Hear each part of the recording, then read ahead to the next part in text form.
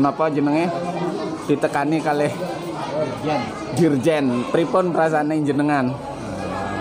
Nggih, kula istilahnya nggih sangat matur sawun nuwun dhateng Bapak Dirjen ingkang sampun rawuh wonten ing mriki wonten tempat ingkang tersolir napa niki nggih?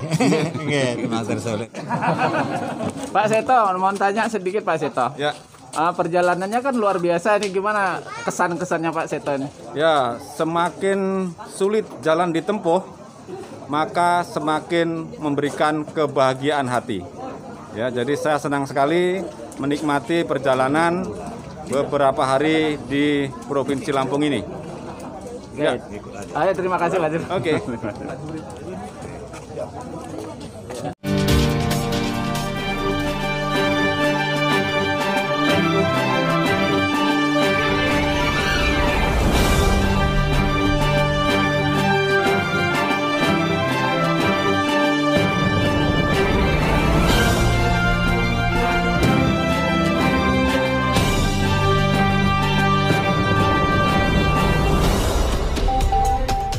Om Swastiastu. Kunjungan Tri Handoko Seto Dirjen Bimas Hindu Kementerian Agama Republik Indonesia ke Pura Puspabuana, Bandar Negeri Suwoh. Pura Puspabuana terletak di Desa Tri Mekarjaya, Kecamatan Bandar Negeri Suwoh, Kabupaten Lampung Barat. Pura ini dibangun pada tahun 1973, masih dalam bentuk sanggar atau turus lumbung.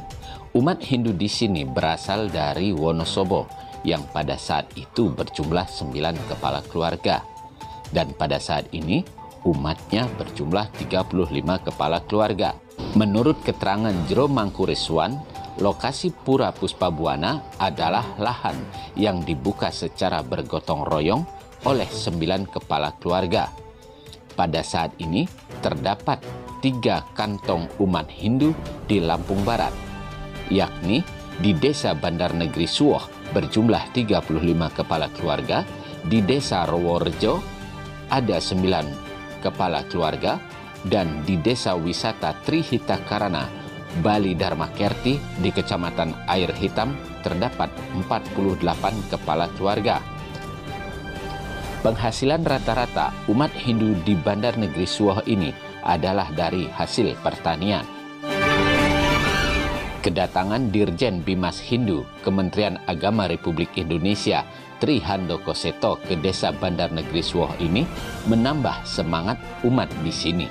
Walaupun dalam segi ekonomi, rata-rata mereka masih tergolong ekonomi menengah ke bawah.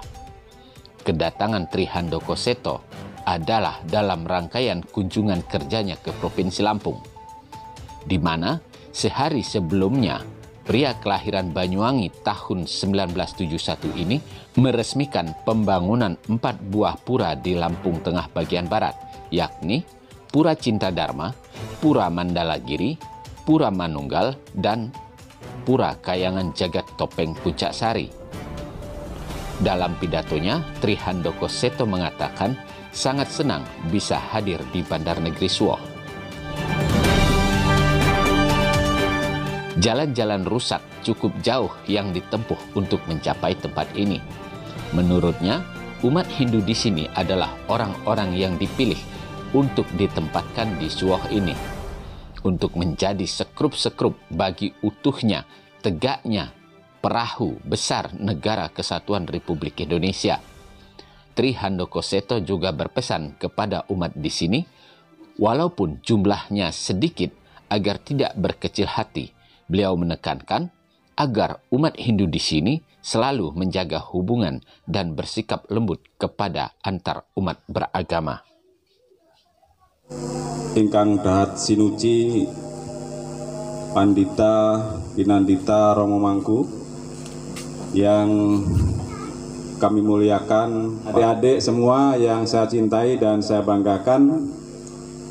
Pertama tentu marilah kita panjatkan puja dan pujiastuti, puja dan puji syukur kehadapan Yang Widiwasa Tuhan Yang Maha Esa, karena pada hari ini kita bisa bertemu, ya, Ini semua tentu tak lepas dari waranugraha yang widiwasa kepada kita semua.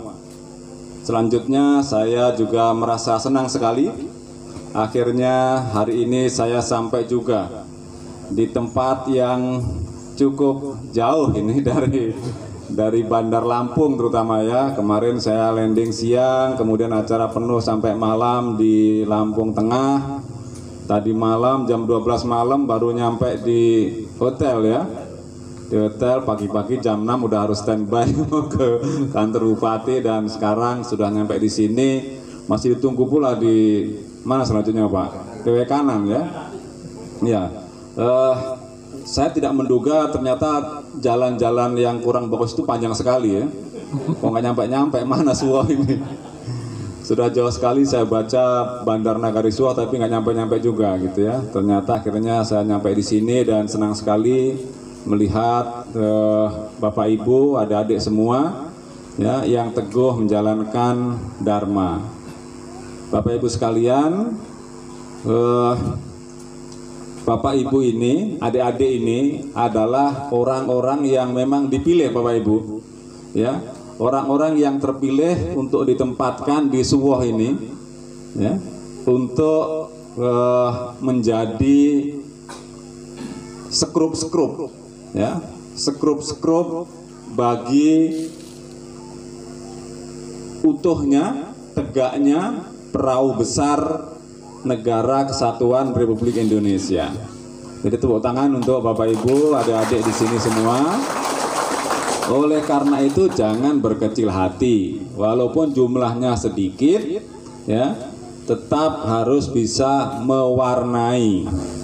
Bapak Ibu sedanten menika kedah pemahaman agaminipun tutup ngantos tuwuk ya, sampai mentok ya. Monggo belajar tentang agama kita.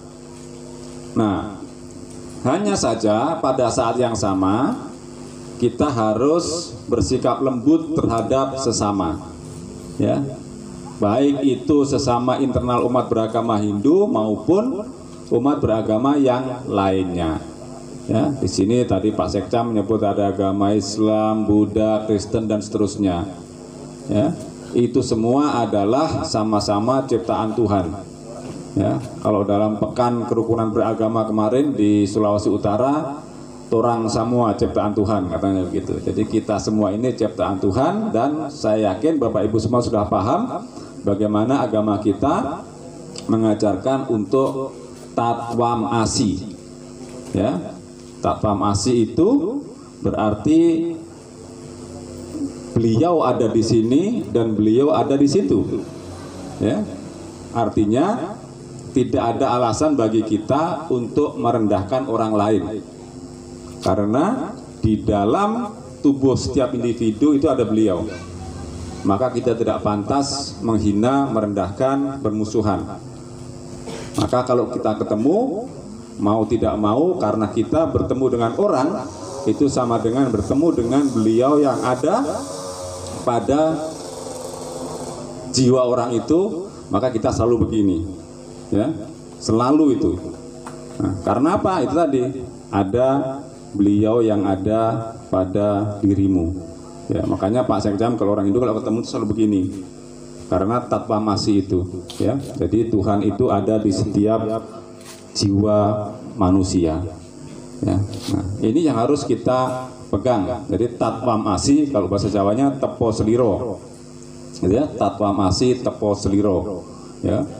Kalau dicubit sakit ya jangan mencubit, gitu kan? Nah, itu saya kira ajaran yang paling mendasar kita umat Hindu. Kemudian Bapak Ibu sekalian, ya, terkait dengan pembinaan umat, ya, saya kira kita patut bersyukur bahwa Lampung Barat sudah memiliki penyelenggara. Pesisir Barat juga begitu. Ya, ini sudah jauh lebih baik daripada tempat-tempat lain yang masih belum memiliki penyelenggara.